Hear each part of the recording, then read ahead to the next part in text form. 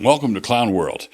We are a few months into the Trump presidency, and a lot of the clown world continues. This time, it has moved out of the administration largely, not entirely, but largely out into the realm of the observers.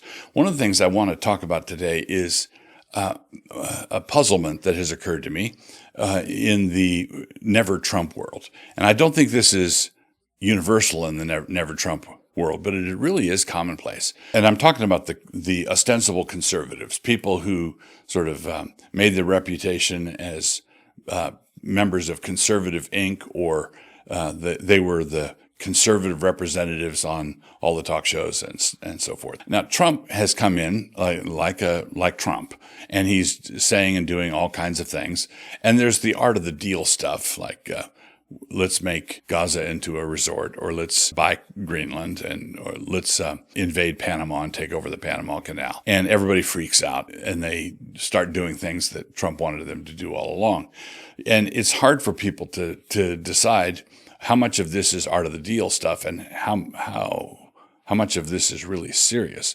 So, for example, it's quite possible that Trump is serious about acquiring Greenland, and the end of that game is we might wind up with Greenland. That's a possibility. But things that are more far-fetched would be the resort in Gaza or an invasion of Panama. But what happened in Panama is Trump rattled the saber, and he was concerned about China's influence. The Chinese had gotten their fingers into everything in Panama, and Trump wanted them out.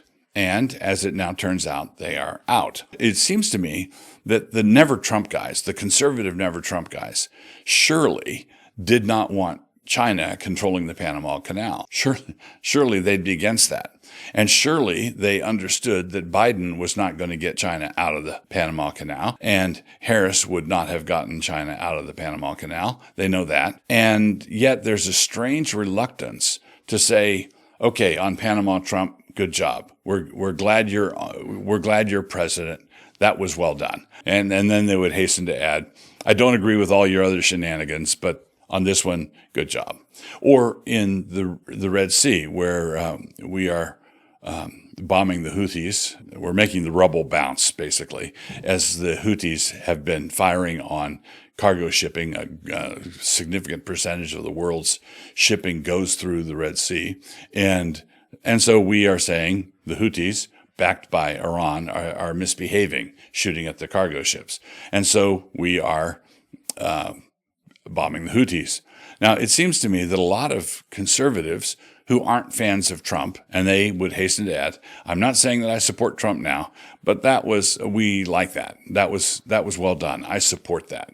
But that is pretty rare, and that shows how inflamed and how tribal we've gotten. I'm really happy with a lot of the things that are coming out of the Trump administration, but I think some of the things are appalling. And when I think something's appalling that Trump says or does, or that the administration says or does, I think I should be able to say so. If I think, oh, that was bad, or that was not well done, if I say so, that doesn't mean that I've got to diss him in every respect. It should go the other way too.